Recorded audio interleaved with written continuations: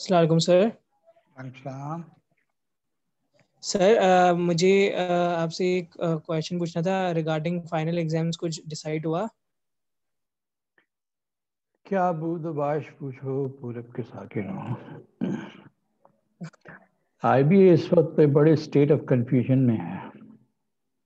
अच्छा। जो ईमेल आप लोगों को आई है, हमें ऐसी कोई जी जी। हमें ऐसी कोई ईमेल नहीं आई। अच्छा, तो सर अगर हमारे पास आ गई है वो ईमेल तो फिर मोस्ट प्रोबेबली फिर ऐसे ही प्रोसीड करेंगे ना? देखो बेटा, मैं बहैसियत टीचर, बहैसियत एक उस्ताद के जी बहुत बहुत से मामलात में आज़ाद होता हूँ। जी। जी लेकिन लेकिन बहरहाल we are serving not only our students but an institute, and institute do have its regulations. जब हम कॉन्ट्रैक्ट साइन करते हैं तो हम ये साइन करते हैं कि जी जो जी। टाइम टू टाइम जो पॉलिसीज होंगी हमें उसको फॉलो करना होगा। सो जी whatever is there in that email, if that is hmm. Sent policy, फिर तो मैं उस पर कोई कमेंट कर सकता हूँ और उसके सही मुताबिक सही। स्ट्रेटेजी बना सकता हूँ। बट जब तक कि मेरे लिए मेरा चेयरपर्सन या एसोसिएट डीन जी। या डीन एंड डायरेक्टर हम्म। और कंट्रोल एग्जामिनेशन, जब तक वो मुझे क्लियर कट पॉलिसी नहीं बताएंगे एग्ज़ाम के बारे में, तो जी। मैं कोई ना कमेंट कर सकता हूँ ना ये बता सकता हूँ कि मैं क्या करूँगा एग्ज़ाम के लिए। मेरी अच्छा एंड बुनियादी। सर हाँ, हाँ फॉर बोल। सपोज अगर हम प्रोसीड करते हैं, जो हमें ईमेल आई है, अगर टीचर्स के ऊपर टीचर्स को डिसाइड करना है कि वो ऑनलाइन ले या फिर फिजिकल रखें, तो आपकी आपका टेक क्या होगा? लाइक आप ऑनलाइन कंडक्ट करेंगे पेपर्स या फिर फिजिकल होगा? बेटा बचपन से सुनते आए हैं, बड़ों से सुनते आए हैं, जान है तो जहान है। जी जी। I don't want any physical contact with anyone. मैं घर से नहीं निकला हूँ 1 हफ्ते से, and I don't want you okay sir. To come out of your homes. Stay home, stay safe. As far as I know, जो कुछ भी इतलात आ रही हैं, हम्म। majority of ji population around is infected, whether they are showing some symptoms or not, और nobody knows। वैसे तो मौत ने एक दिन आना है, वो अपनी जगह, लेकिन जिंदगी इमानत है, उसकी हिफाजत ज़रूरी है। और जी। गैर ज़रूरी तौर पे, and I consider this physical exam इंतहाई गैर ज़रूरी है at the time. Okay sir. तो सर जैसे असाइनमेंट आप लेते हैं वैसे ही होंगे हमारे ऑनलाइन एग्जाम्स? बेटा मेरी तुमसे दरख्वास्त है और बाकी सबसे भी, कीप कंसंट्रेटिंग जी ऑन जी। लर्निंग। जी जी। फॉरगेट अबाउट इम्तिहान कैसे होगा। हाँ ये ज़रूर है कि मैं फिज़िकल इम्तिहान नहीं लूँगा if I am allowed. Okay summer sir. में ओके। भी और अभी भी जैसे हम क्विज़ कंडक्ट करते हैं, लोगों को फिक्र है कि जी वो ऑनलाइन एग्ज़ाम में नकल होती है। अरे जी मैं सर। तो अपने स्टूडेंट से एक्सपेक्ट नहीं करता कि वो नकल करेंगे। मैं क्यों अपने स्टूडेंट को से बदगुमानी करूँ? हम्म। तो मैं ऑनलाइन एग्ज़ाम जैसे क्विज़ किए हैं, असाइनमेंट्स मैं 1-2 और दूंगा। एक दिया है मैंने कल रात को, एक आधा और दूंगा। मगर एग्ज़ाम कंडक्ट करना at a time right now physically, it is totally out of question. अगर मुझसे सिस्टम ने कहा कि जी एक फिजिकल एग्ज़ाम होगा, मैं पेपर बना के ईमेल कर दूंगा कंट्रोलर को कि ये पेपर है, आप एग्ज़ाम ले लीजिए। लेकिन मेरी कोशिश ये होगी कि मैं आप लोगों को भी सिस्टम के जरिए, हम अपना काम कर रहे हैं, कन्विंस देम कि don't call students on the campus. Okay sir. So इस वक्त इम्तिहान में क्या होगा क्या नहीं होगा इसकी फिक्र छोड़ो और just let us concentrate on our work. अभी थैंक यू मैं sir, thank you so much. Sir आप हाँ प्लीज ब्रीफली रिपीट कर देंगे, आपने शुरू में क्या कहा था? मैंने 2 मिनट लेट ज्वाइन किया है। बेटा रिकॉर्डिंग हो चुकी, देख लेना। Okay sir. ठीक है। ये मैंने इंडिकेट किया था पेज 235 पे इंडिटरमिनेट फॉर्म्स के कुछ क्वेश्चंस हैं 6, 7, 8, 9, 10, 11, 6 से 13 तक। अगर आप चाहें तो इंडिटरमिनेट फॉर्म्स आप लोग पहले भी करते चले आ रहे हैं। मैं एक छोटा सा क्वेश्चन आपसे शेयर कर रहा हूँ। मैंने अभी व्हाट्सएप किया है इसकी इमेज एक्सरसाइज की, तो अगर आप सेलेक्ट करना चाहते हैं तो क्वेश्चन सेलेक्ट कर लें, वरना मैं एक आध क्वेश्चन अपनी तरफ से डिस्कस कर देता हूँ। Although all these things you should have done in your earlier studies.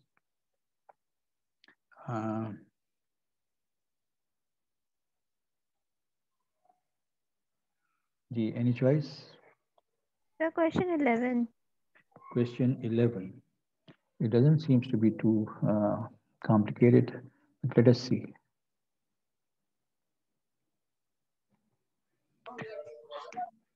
In this question, you are asked to find limit x approaches in 0. In the numerator, you have 1 plus x raised to power 1 upon x minus e plus 1 by 2 ex, and in the denominator is x, what? X square. अच्छा जी, अगर मैं सिर्फ इस पे check करूं limit x approaches इन 0, तो ये part जो है ये e है। Do you know that 1 plus x raised to power 1 upon x limit x approaches 0, ये e है। This part is constant, x approaches 0, and this part is 0 divided by 0. So this way we see that it is 0 by 0, not the value, but the limit of the numerator and limit of the denominator. So we can apply L'Hopital rule directly. And when you take the derivative of this kind of function, that is a problem. So y is equal to 1 plus x raised to power 1 upon x. Logarithmic differentiation होगी है ln 1 upon x 1 plus, sorry, when I apply log, it will be this. So the derivative is 1 upon y prime is equal to log of 1 upon 1 plus x divided by x. The derivative is x square. X into derivative of log minus ln 1 plus x, derivative of x is 1. So y prime is equal to y times, y means this whole thing. So we have simplification of this is what? X upon x square 1 plus x minus ln of 1 plus x upon x square. So it's a complicated derivative, and this pi is of course 1 plus x raised to power 1 upon x. So here you write down the derivative of this term as 1 plus x raised to power 1 upon x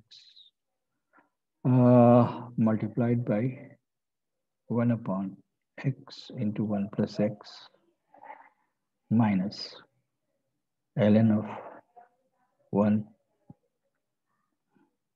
plus x divided by x square. That completes the derivative of the first term, this one. This is constant, derivative is 0, plus 1 upon 2e constant, x ka derivative 1, denominator ka derivative 2x. So before we proceed to verify that limit can be evaluated now, we have to simplify things. एक तो 1/2x इसका derivative अलग कर दिया मैंने. And let us treat the numerator before we can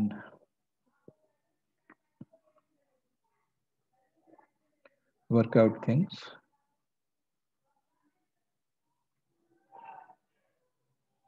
I should have gone for LCM, but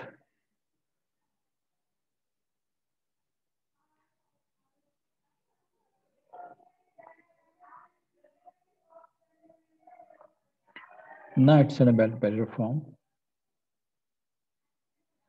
And I can write down this as three functions: 1 plus x raised to power 1 upon x upon 2x square 1 plus x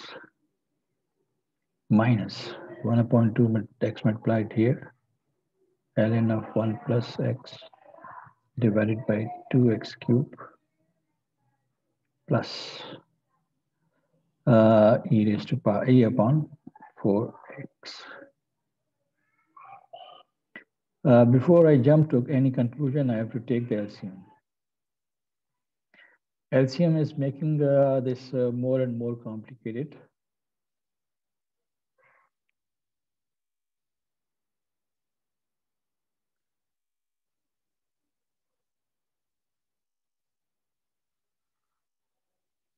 So maximum power of x is x cube.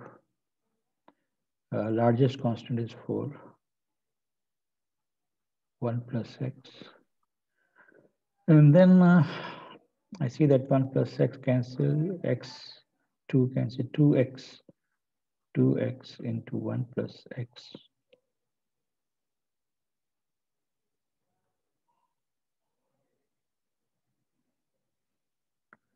Raised to power 1 by x minus 2x cube cancels. So x into x plus 1 ln 1 plus x plus e 4x cancels. So e into x square into 1 plus x. Denominator is still 0,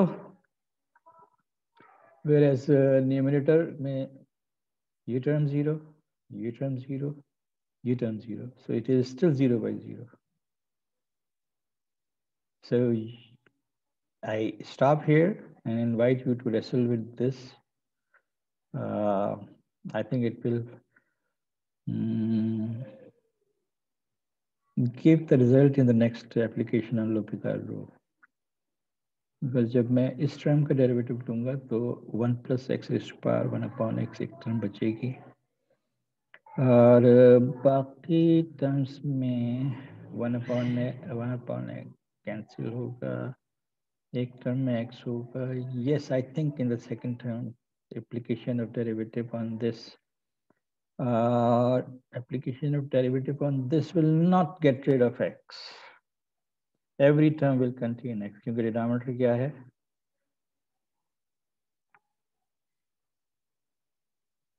This denominator is 4x cube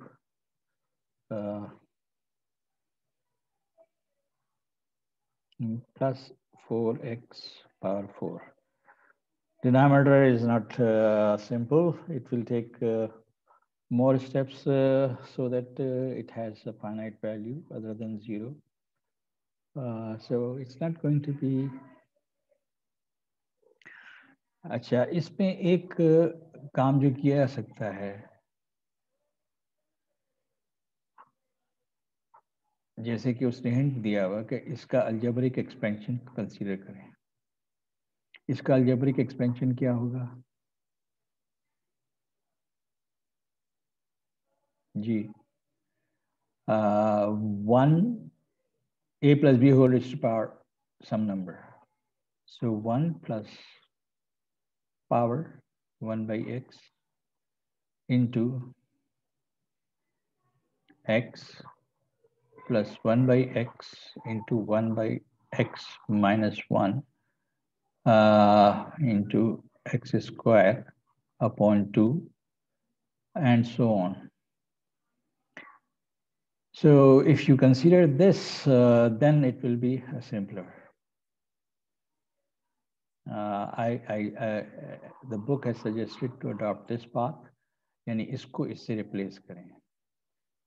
तो अब जब इसको इससे replace करेंगे और first step में x is equal to 0, जाहिर है कि प्रॉब्लम करेगा.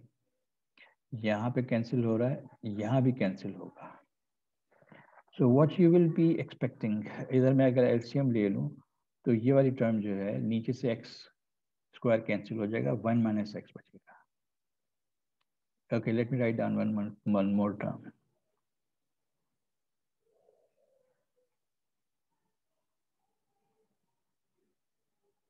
x क्यूब बाई 3 फैक्टोरियल और 6. तो यहाँ पे नीचे एलसीएम लेने के बाद x क्यूब कैंसिल हो जाएगा, तो डिनोमिनेटर में कहीं x नहीं बचेगा.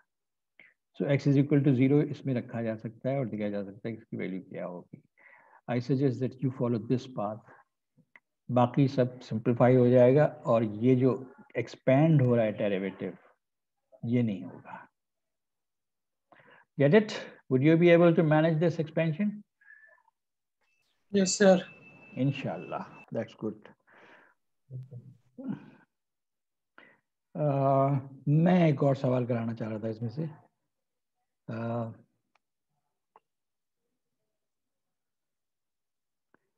इसको क्लियर कर दूं और रिकॉर्ड तो हो ही रहा है. ओके. मैं आपको जो करवाना चाह रहा था वो अच्छा, क्वेश्चन नंबर 15 मैंने पता नहीं कहा है नहीं कहा है, लेकिन क्वेश्चन नंबर 15 में भी यही सूरत हाल है. I was thinking about sin x upon x raised to power 1 upon x. Limit. ये कौन सा क्वेश्चन है? Question number 12. X approaches 0. So here you have y is equal to sin x upon x whole raised to power 1 upon x. ये limit x approaches 0 of sin x upon x is 1, but this is 1 upon infinity form.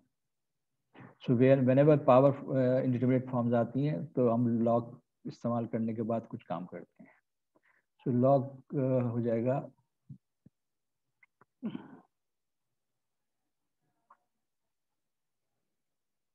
so you work on ln of sin x upon x divided by x. Acha, is it 0 by 0 form? As x approaches 0, this becomes 1 and log of 1 is 0, so it appears to be 0 by 0 form. लेकिन जैसे उसमें hint दी हुई power expansion की, तो अगर मैं यहाँ पे लिखूं ln of sin x minus ln of x, so that suits more. In what sense? Sin 0 0, तो ये तो इन्फिनिटी हो जाएगा, नेगेटिव इन्फिनिटी, और log 0 is also negative infinity. तो ये तो फॉर्म बन ही नहीं रही. अच्छा, so what do you think should be done in this case?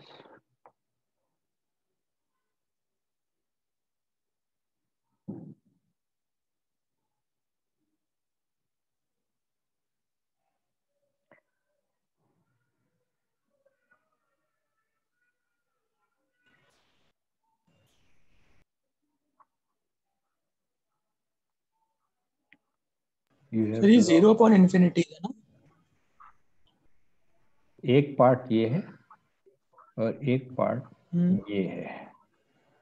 हमने लिमिट लगानी है x अप्रोचेस 0, तो log 0 इन्फिनिटी नेगेटिव इन्फिनिटी है, तो ये इन्फिनिटी अपॉन 0 बनता है, ना 0 बाई 0 बनता है, ना इन्फिनिटी अपॉन इन्फिनिटी बनता है.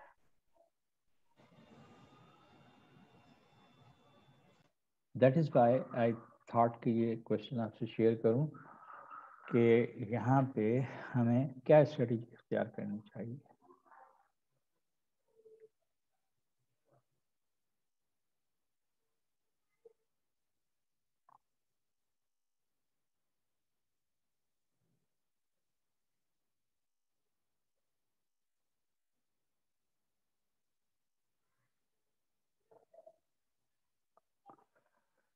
कुछ नहीं आ रही समझ में बात? प्रॉब्लम समझ में आ रही? हम अगर न्यूमरेटर हाँ पे अलग लिमिट लगा के करें और डिनोमिनेटर पे अलग, तो उससे कुछ देखो, बात ये है कि हमें नहीं ये देखना है कि जिस फंक्शन को हम डील कर रहे हैं, चाहे वो इस फॉर्म में हो चाहे इस तरह से अलग अलग हो, क्या ये 0/0 या इन्फिनिटी अपॉन इन्फिनिटी फॉर्म है?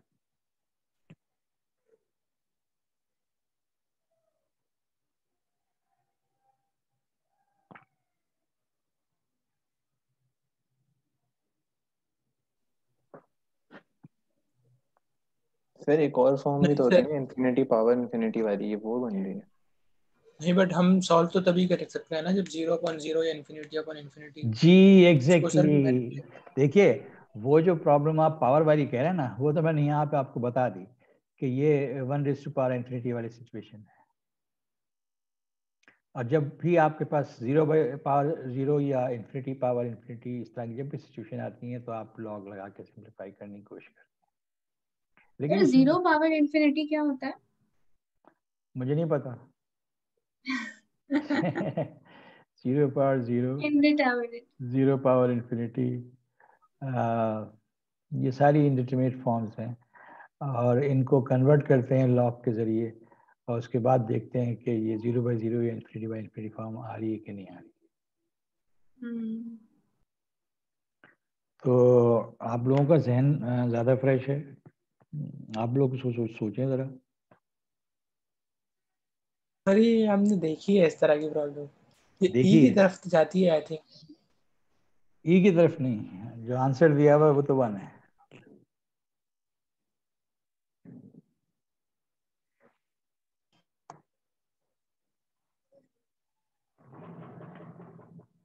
तो एक नज़र में सबसे ज़्यादा अट्रैक्ट मुझे इसी प्रॉब्लम ने किया था। Sine x raise to power tangent x 10th problem है, वो तो कोई बड़ी प्रॉब्लम है ही नहीं।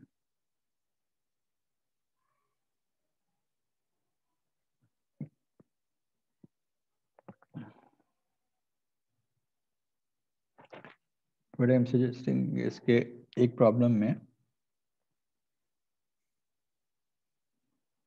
Sign x raise to power tangent x दिया हुआ है, x अप्रोचेस π/2, तो ये है 1 रेज़ टू पावर इन्फिनिटी। और इस पे जब लॉग लगाओगे तो tangent x log sine x आ जाएगा, जिसको मैं log sine x upon cot x लिख सकता हूँ।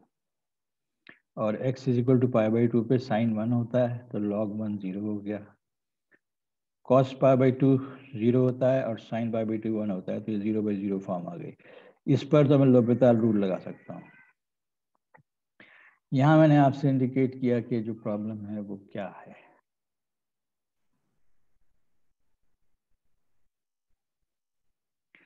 चलिए मैं आपको थोड़ा सा लीड देता अगर हम किसी वेरिएबल से मल्टीप्लाई करें सर, हूँ। हम मैनिपुलेशन कर सकते हैं नीचे और ऊपर एक वेरिएबल से हाँ, मल्टीप्लाई। नीचे और ऊपर। अच्छा, क्या करोगे, किस वेरिएबल से करोगे? अगर हम x से मल्टीप्लाई करें ऊपर और नीचे, फंक्शन चेंज हो जाएगा। बस क्या मैं लिमिट की ये प्रॉपर्टी इस्तेमाल करके काम कर सकता हूँ? दो अलग अलग हो गए सब। तो मैंने आपको यही तो बात है, न्यूमरेटर और डिनोमिनेटर अलग कर दिया। अच्छा, I think I missed it. So एक जो है लेकिन वो इससे भी मतलब पता नहीं, इससे भी बनेगा। देखते हैं। ln/1 is equal to ln of sin x upon x, और y2 is x raised to power 1 upon x. So ln y2 is ln x upon x.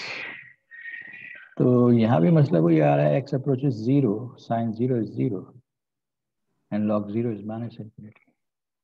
Ji. This is a special problem, and special problems require special techniques.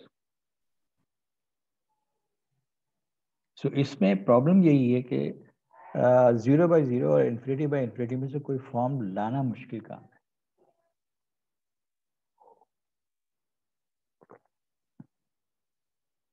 तो मैं थोड़ा सा आप लोगों के देखें fresh जहन, मेरे मुकाबले में आपका जहन जो है वो 3 टाइम्स मोर फ्रेश है। लेट अस सी के आप इसको एक्सप्लोर कर पाते हैं। I think none of the other problems will pose any such serious challenge. 13वां प्रॉब्लम जो है वो एक्सपेंशन इस्तेमाल करके 11वां प्रॉब्लम हो जाएगा जो हमने पहले डिस्कस किया। इस प्रॉब्लम में to find a way out मैं आप लोगों को इनवाइट करता हूँ, देखें आप क्या करते हैं। Okay, let me go to consider some basics of extreme values. फिर तो उस वाले प्रॉब्लम को हम किस तरह सॉल्व करेंगे? जो मैंने अभी छोड़ा है आपके लिए। जी सर, वो फिर छोटा ही रह जाएगा। नहीं यार, इतनी सर और मैथमेटिक्स कौन सी अप्रोच है सर, और कौन सी अप्रोच है जो हमने मतलब की देखो है? ना भाई, मेरा ध्यान हो गया पुराना, फ्रस्ट्रेट, तो मैं तो सोचना मेरे लिए तो मुश्किल हो रहा है। सर हमारा भी कच्चा है। तुम्हारा कच्चा है लेकिन पक रहा है। सर आपका तो एक्सपीरियंस हो के रस्ट हुआ है ना, अभी हमारा तो उसी जर्नी पे है, अभी एक्सपीरियंस तो हुआ Don't नहीं है। push me to do it right now. Wait for some hint तो दे। hint. I'm not able to right now think about any path that converts this to the required form of 0 by 0 and infinity by infinity. So wait for some time. Okay sir. I'll be back with this problem. अच्छा जी, extreme values, maxima minima आप लोग बहुत पढ़ चुके हैं, और यहाँ जो कुछ भी लिखा हुआ है उसमें से कोई भी चीज़ आपके लिए नई नहीं है। किसी भी पॉइंट पे आप कहते हैं फंक्शन का स्टेशनरी पॉइंट है या स्टेशनरी वैल्यू है फंक्शन की, अगर वहाँ डेरिवेटिव 0 होता है। I hope you remember the definition of stationary point. आपने क्रिटिकल पॉइंट की टर्म भी पढ़ी होगी कि जहाँ डेरिवेटिव या तो 0 हो या डिफाइंड ना हो। So we are concentrating only on stationary point. और आपने ये भी पढ़ा होगा कि मैक्सिमम वैल्यू कब होती है और मिनिमम कब होती है, लेकिन आपने मोस्टली जो है वो सेकेंड डेरिवेटिव के जरिए ये बातें की हैं। लेकिन हम कहते हैं कि हम मैक्सिमम मिनिमम जो है उनका फैसला पहले डेरिवेटिव की बुनियाद पर ही कर सकते हैं। We can decide about whether at C the function has a maximum or a minimum, जिसको कभी कभी हम relative maximum और relative minimum भी कहते हैं। We can decide about that using first derivative only, क्योंकि आप अगर गौर करें तो f प्राइम c अगर 0 है और वहाँ पे फंक्शन की वैल्यू मैक्सिमम है, तो इसका मतलब है कि c का एक मैं नेबरहुड कंसीडर करूँ तो इस नेबरहुड में फंक्शन की जो लार्जेस्ट वैल्यू होगी वो c पर होगी। So in this neighborhood, at every point, the function value will be less than fc. इसका मतलब है इस पूरे नेबरहुड पे चाहे कितनी छोटा क्यों ना हो, fx माइनस fc नेगेटिव होगा। अच्छा, fx is less than fc in the left hand side part. That indicates के लेफ्ट पे वैल्यू फंक्शन की छोटी, राइट पे बड़ी, that means increasing. जबकि right side of the neighbourhood में भी यही सूरत हाल है, f x is less than f c, लेकिन अब सी जो है वो लेफ्ट मोस्ट पॉइंट है और x is a point on the right. इसका मतलब right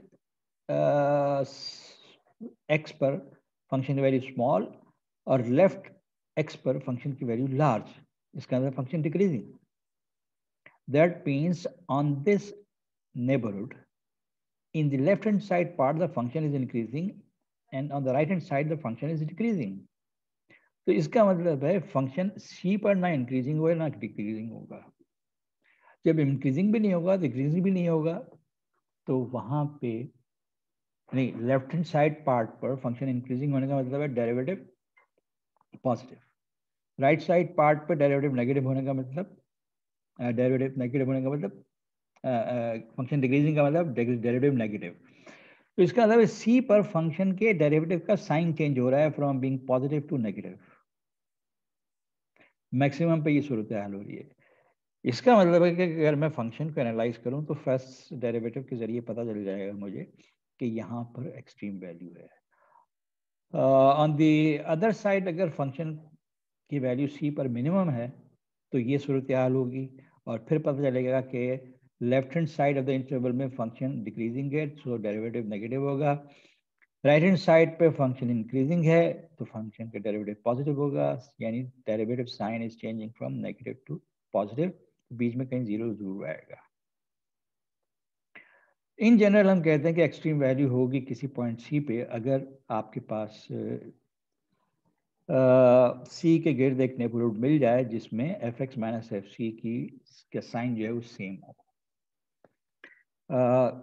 These are general things which commonly at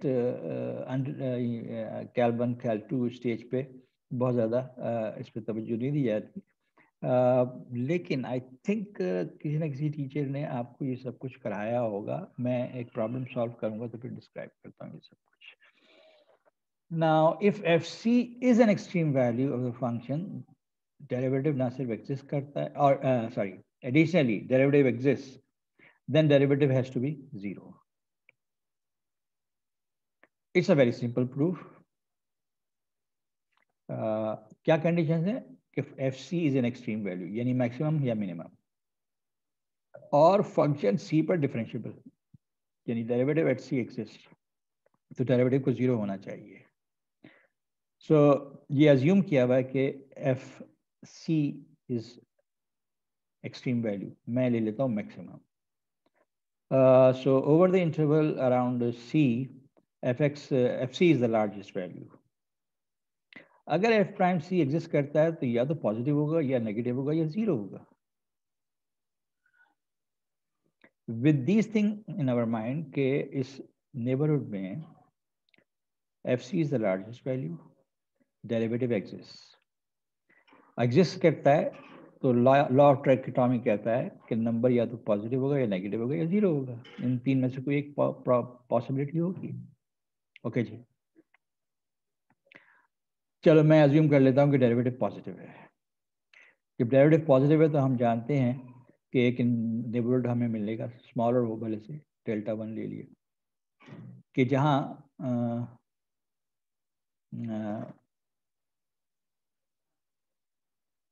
F x की वैल्यू एफ सी से बड़ी होगी। अगर डेरिवेटिव पॉजिटिव है derivative will have same sign. अब डेरिवेटिव हमने ये थ्योरम किसी स्टेज पे पढ़ी थी कि अगर किसी पॉइंट पे डेरिवेटिव पॉजिटिव है और उसके नेबरहुड में फुल डिफरेंशिएबल है तो आपको एक नेबरहुड मिलेगा जिसमें एफ प्राइम सी की साइन थ्रू आउट सेम होगी। अच्छा, साइन थ्रू आउट सेम होना, इज इट पॉसिबल? जबकि हम ऊपर देख चुके हैं ये कंडीशंस कि लेफ्ट हैंड साइड पर जो है फंक्शन मैक्सिमम होने के केस में it will be on the left hand side increasing, right hand side decreasing. तो डेरिवेटिव साइन और सेम रहना इट इज अ कॉन्ट्रडिक्शन। और अगर मैं डेरिवेटिव को नेगेटिव ले लूँ तो फिर मैं एक ऐसा इंटरवल मिल जाएगा जहाँ पे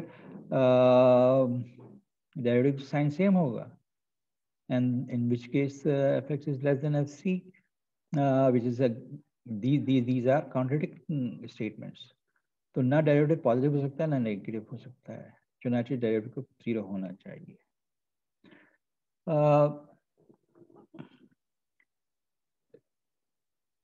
डेरिवेटिव 0 हो और सेकंड डेरिवेटिव नेगेटिव या पॉजिटिव हो तो अकॉर्डिंगली फंक्शन जो है वो मिनिमम या मैक्सिमम होगा। ज़रा देख लेना इसका प्रूफ, पता नहीं क्यों मुझे बोरियत हो रही है डिस्कस करते हुए। Let me consider one of these problems. And which one? For demonstration, I think this fourth one will be interesting. So I'm considering analysis of this as far as its extreme values are concerned. मैं इसके साथ साथ कुछ और चीजें भी discuss करूंगा इस फंक्शन में.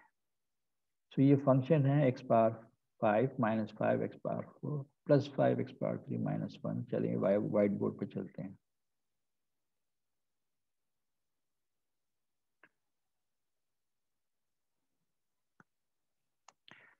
जनाब, what was the function? x power 5. मैं तो भूल गया. मैं स्क्रीन चेंज करूं क्या?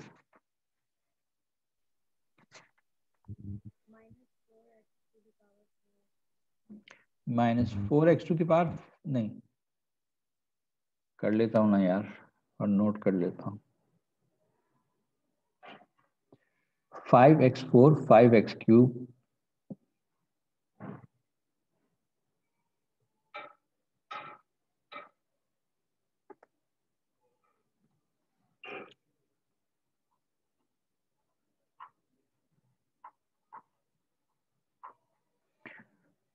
अच्छा जी, हमने इसको एनालाइज करना. डेरिवेटिव लीजिए इसका. 5x power 4 minus 20x power 3 plus 15x power 2. Do we have things common? Yes, sir. X square minus 4x. 5 common get 4 होगा. यहाँ पे 3 आएगा. And I see that it has factors x minus 1, x minus 3, isn't it? And now I analyze the derivative. Or I hope you have been exposed to the idea of sign analysis. एक factor है हमारे पास x square जो कि 0 पे 0 है, बाकी सब जगह पॉजिटिव है. I'm ultimately going to extract sign of the derivative analyzing the factors. X minus 1. 0 होगा 1 पे, पॉजिटिव होगा राइट पे, नेगेटिव होगा लेफ्ट पे. X minus 3. 3 पे ये फैक्टर 0 होगा, राइट पे पॉजिटिव, लेफ्ट पे नेगेटिव. इन सब का प्रोडक्ट मिलके डेरिवेटिव बन रहा है जो कि 0 होगा 0 पे, 0 होगा 1 पे, 0 होगा 3 पे. So 3 stationary points are there. To the right of x is equal to 3, all positive give you positive derivative. Between 1 and 3, 1 negative, 2 positive give you negative derivative. Between 0 and 1, 2 negative and 1 positive give you positive derivative. And what is happening here? Positive. So here the function is increasing. Stationary point, then increasing, then decreasing, then increasing. अब मुझे बताओ x equal to 0 पर extreme value है कि नहीं? Derivative तो 0 है. क्यों नहीं है? क्योंकि लेफ्ट साइड पे भी इंक्रीजिंग है और राइट साइड पे भी इंक्रीजिंग है, जो अभी हम डिस्कस कर रहे थे. 1 पे फंक्शन होगा एक्सट्रीम मैक्सिमम या मिनिमम? मैक्सिमम, क्योंकि लेफ्ट पे इंक्रीजिंग, राइट पे decreasing. So you have a sort of this part of the graph, and here you have this sort of a graph. Minimum.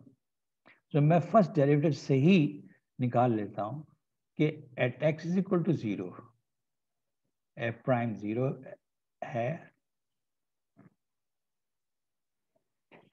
But extreme value नहीं है. ये क्या हो रहा है? ये कुछ ऐसे जा रहा है, यूं बढ़ता है, ये डेरिवेटिव 0 होता है और फिर बढ़ने लगता है. So what do you say about this part of the graph where the tangent is horizontal? Inflection point. Inflection point. अच्छा जी. So first derivative से इतना सब कुछ पता चल रहा है. This is what I was describing in my last page of the note. कि first derivative से बहुत कुछ पता चल रहा है. अच्छा जी. ये जो आपने derivative निकाला था, इससे second derivative निकालें. बन गया 20x cube minus 60x square plus 30x. So what are the factors? 20x, no, 20x common नहीं आ रहा. What is common? 10x. So that makes 2x square minus 6x plus 3. So you can go to study the signs of the second derivative. मुझे extrema तो मिल चुके हैं. Second derivative मुझे बताएगा क्या? Can you factorize this 2x square minus 6x plus 3? तो मैं factorisation decimals में आएगा. अरे देख लेते हैं प्लस माइनस. कैसे देखते हैं? ऐसे देखते हैं b square plus minus b plus minus b under the root b square minus 4ac divided by 4. So 3/2 आ रहा है एक प्लस माइनस. ये 12 आया. 12 में से 4 निकलेगा तो 4 कैंसिल होके इरेशनल आ रहा है. सो हमें डेसिमल वैल्यू से काम चलाना पड़ेगा. So I can write factors is this x minus 1.5 plus root 3 एक फैक्टर और x minus 1.5 minus root 3. And then I can find the decimal values of these numbers and go for sign analysis of this type, जिससे कि मुझे एक inflection point तो first derivative analysis से नजर आ रहा था. मुझे मजीद इन्फ्लेक्शन पॉइंट्स मिलेंगे इससे, where I will have change of sign of the second derivative. फिर सेकंड डेरिवेटिव कॉनकेविटी और कॉन्वेक्सिटी बताता है. जी जी जी जी जी जी उसी तरफ इशारा कर रहा हूँ. For example, I take this as tan x, x minus alpha, x minus beta. तो for second derivative analysis के लिए x0 यहाँ पे हो रहा है पॉजिटिव इधर, नेगेटिव इधर. x minus alpha कहीं अल्फा होगा, वहाँ पे ये सेकेंड डेरिवेटिव 0 होगा. अब अल्फा की वैल्यू बड़ी होगी और बीटा की वैल्यू छोटी होगी. This is 1.5 plus this, 1.5 minus this. तो इस तरफ नेगेटिव होगा. Exact position 1.5 minus around 1.7 it becomes negative, है ना? Yes, sir. ये तो पॉजिटिव है तो ये यहाँ कहीं होगा. 1.7 1.5 3/√3 2 नहीं होगा. बेटा यहाँ से 12 बचा. 12 now. yes you are right. So दोनों पॉजिटिव होंगे. बीटा यहाँ कहीं आएगा. जी सर, दोनों पॉजिटिव हैं. So अब सेकंड डेरिवेटिव जो है उसका साइन 0 पे 0 है, बीटा पे 0 है, अल्फा पे 0 है. To the right positive, negative. यहाँ पे 2 नेगेटिव है और एक पॉजिटिव और इधर नेगेटिव. तो यहाँ पे कॉन्केविटी डाउनवर्ड है, यहाँ पे अपवर्ड है, यहाँ फिर डाउनवर्ड है, यहाँ फिर अपवर्ड है. So concavity changes at this point x is equal to 0, beta and alpha. ना एक तो ये है, एक कॉन्केविटी चेंज जो है वो यहाँ कहीं आएगा. ये वाली जो वैल्यू है 1.5 माइनस दिस, ये देखो 1 से बड़ी है कि छोटी है? क्या आंसर है? Sorry sir. 1.5 minus root 3/2.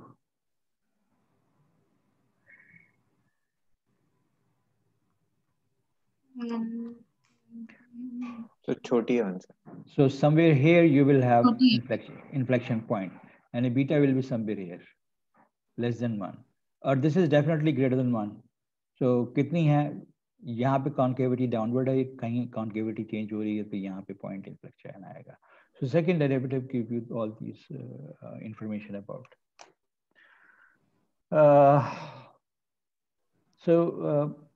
Some problems that I shared. इनमें से 2-4 प्रॉब्लम प्रैक्टिस के लिए कर लेना. हम सिर्फ एक्सट्रीम वैल्यूज की बात कर रहे हैं. Of course you can study concavity and blah blah things, लेकिन एक अहम रिजल्ट ये है जो मैं डिस्कस कर रहा था बिफोर द ब्रेक, कि अगर किसी ऑड ऑर्डर तक सारे डेरिवेटिव जीरो हैं और next even order derivative zero नहीं है, तो फिर point under consideration is not an extreme value. ना वहाँ मैक्सिमम आएगा ना वहाँ मिनिमम आएगा. अच्छा, क्या अभी हमने ऐसा देखा? जीरो. जी सर. फर्स्ट डेरिवेटिव जीरो है, सेकंड डेरिवेटिव भी जीरो है. Third derivative, what about the third derivative?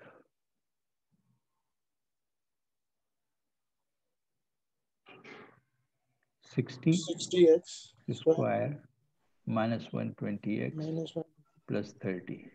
plus x is equal to 0 पे जो तीसरा डेरिवेटिव आ रहा है वो जीरो नहीं है.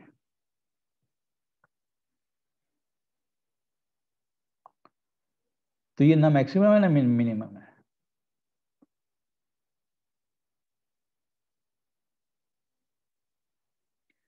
क्या मतलब सर? तीसरा डेरिवेटिव.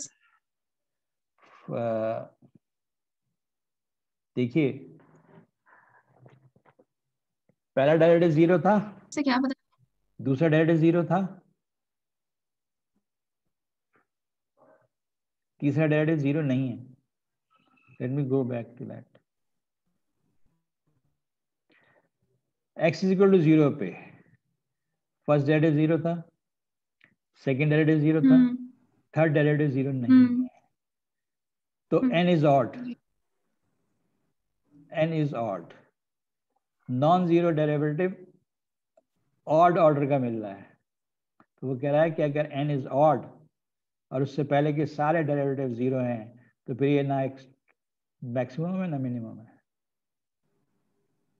हाँ, अगर n इवन है, यानी इवन ऑर्डर डेरिवेटिव आपको नॉन जीरो मिलता है और उससे पहले सारे डेरिवेटिव आपको जीरो मिलते हैं, तो फिर n डेरिवेटिव का साइन डिसाइड करेगा मैक्सिमम मिनिमम. सो वही है कि अगर सेकेंड डेरिवेटिव नेगेटिव होता है, आप कहते हैं मैक्सिमम, तो nth डेरिवेटिव जो कि इवन ऑर्डर डेरिवेटिव है, जो फर्स्ट है जो नॉन जीरो है, अगर वो नेगेटिव है तो मैक्सिमम, पॉजिटिव है तो मिनिमम. सो ये फंक्शन लेने का मकसद यही था कि आपको दिखा. इससे लार्जर डिग्री के फंक्शन लें या नेचुरल फंक्शंस लें, उनके अंदर भी ऐसी सिचुएशन आ सकती हैं अक्सर, जिसमें कि आपको for example first derivative zero, second derivative zero, third derivative zero, fourth derivative is non zero. So according to this rule, will you have maximum minimum? Yes sir. Yes. If all derivatives up to order 8 are 0, but the ninth derivative is not 0, नहीं होगा sir. वहाँ पे extreme value नहीं होगा. This is the message of this part, last part that I wanted to discuss today. Next time I will consider few things about Riemann integration, revision from the past, and only some topics which lead towards theory of integration.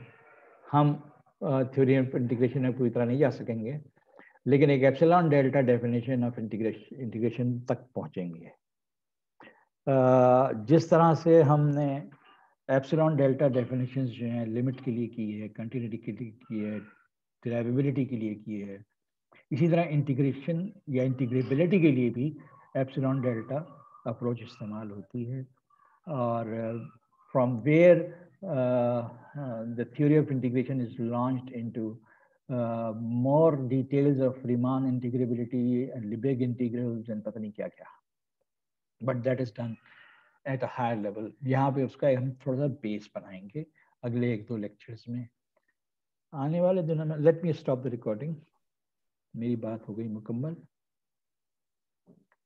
और